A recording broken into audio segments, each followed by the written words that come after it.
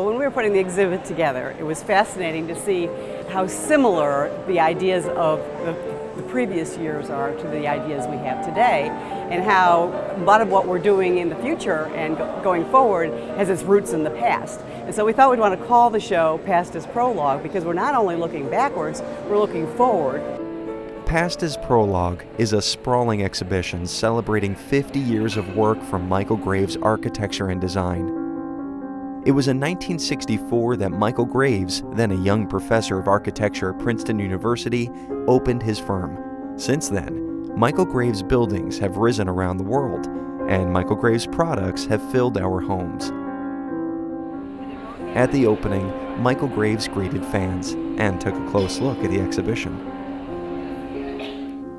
No one thing became centrally significant to me.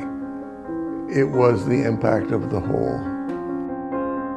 One drawing is just as important as the swan and dolphin to me.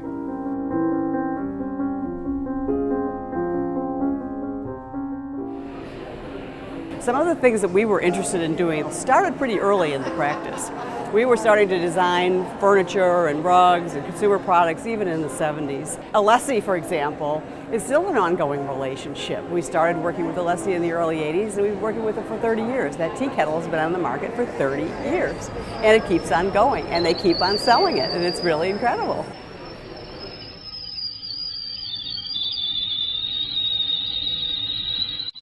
Part of the exhibition is a timeline, beginning in the 1960s.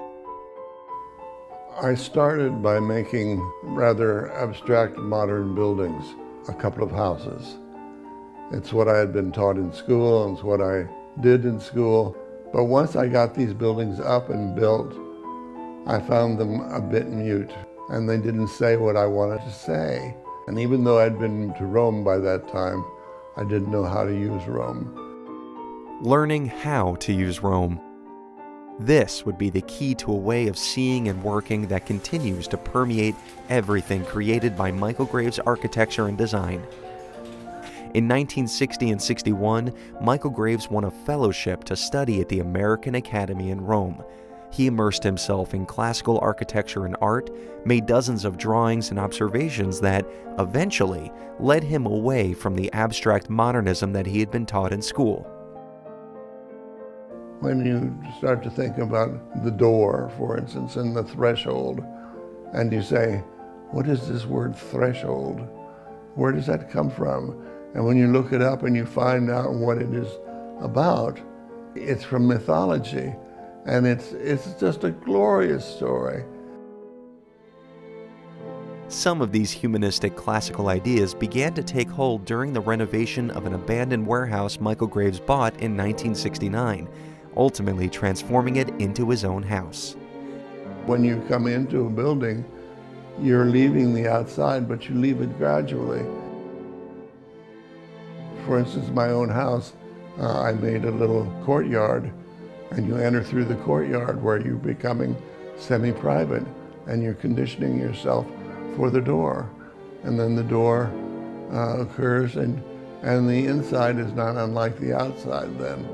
Where there is a little court, in this case, a rotunda that gets outside light from the ceiling.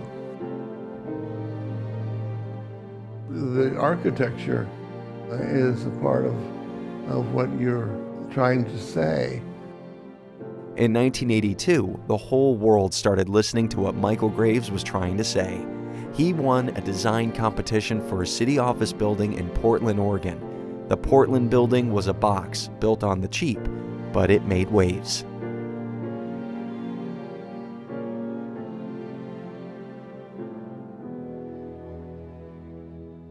All of these years later, and people are still buzzing about your Portland building. Can you believe it? I can believe it, yes. I guess it was made to be buzzed about. And it brings out the people who love it and the people that hate it, and people talk about architecture, which is, of course, good for us, good for architecture in general, that people are aware of their environment. I made simply a box and took it out of the mainstream of boring boxes by making the color identify large columns on the facade, very flat to the facade, but there it was, very much like a neoclassical building would do. Another way the building borrowed from the classics was by including figurative art. Michael Graves included a sketch on his initial drawings, and sculptor Ray Caskey was brought on to create a figure called Portlandia. Because of the scale of the elements in the building, the sculpture had to be really big, and I thought, well, instead of making a 50-foot tall figure, I would make a 50-foot tall figure all folded up into a kind of closed pose, except for the gesture of the hands. 36 feet tall, Portlandia was shipped across the country in parts, assembled, then brought into the city of Portland on a barge. It's now iconic because you have the Portlandia statue, you have the show Portlandia. It's in the open of the credits. I'm sure you've seen it. No, I haven't. You've never seen the show Portlandia? No, I haven't. You're aware of this, though? Well, I'm aware of it. I named it. You'll have to check it out.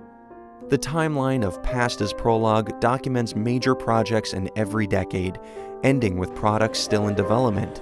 In 2003, when an infection left Michael Graves paralyzed from the waist down, he became acutely aware that better design was needed for the disabled and aging. This led to designing hospital furniture for Stryker Medical, and now walking sticks and more for Kimberly-Clark, the makers of Kleenex and Huggies. The great thing about how Michael's sort of human-centered approach to design, which is very similar to how we approach our brands, we put the consumer at the heart of everything we do, is that they need to be functionally superior. It has to work better than what exists today. But at the same time, you need to make an emotional connection to it. We're able to think not only aesthetically, but as we've always done, empathetically, in the sense that we're putting ourselves in the position of the customer or the patient. But also we're thinking economically, because always we have thought about how important it is to give value to our clients. And I think that's one of the reasons why we have such long-standing relationships. And we've been working with the Newark Museum since 1967. To my architecture and design partners, thank you for your years of intense and rewarding collaboration, and I really mean that. The sleepless nights are something that architects all do, but I think we do more than anybody else. I don't know why. We don't manage our time very well, but we probably think there's just one better way to do it, and so we stay up to do that.